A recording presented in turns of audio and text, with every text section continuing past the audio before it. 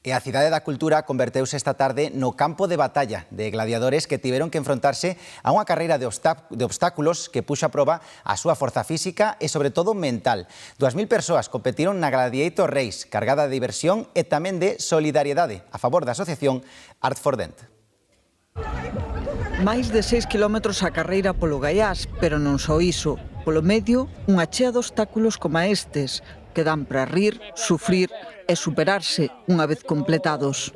A Gladiator Race é unha aventura onde intentamos poñer el límite ao corpo, poñemos máis de 40 obstáculos nun percorrido de máis de 6 kilómetros.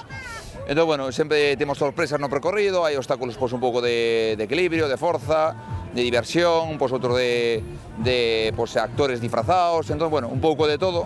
O primeiro é vir con ganas e vir mentalizada de que non compites con ninguén, ao contrario, a xente axúdache, compites contigo mesmo e cada ano inténtalo, polo menos acabar. Xa non digo facelo en bo tempo ni en mal tempo, pero rematar a carreira, conseguir a túa medalla e decir, conseguino.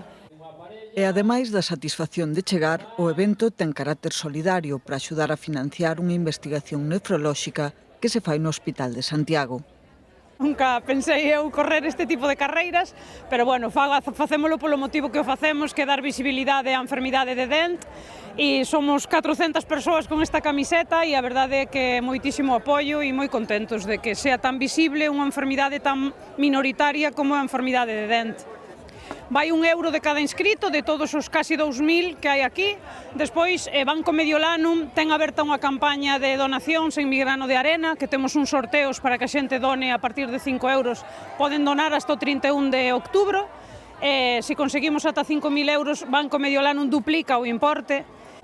A maioría compite por equipos e todos destacan o bo ambiente e compañeirismo que hai no percorrido, no que a clasificación é o que menos importa.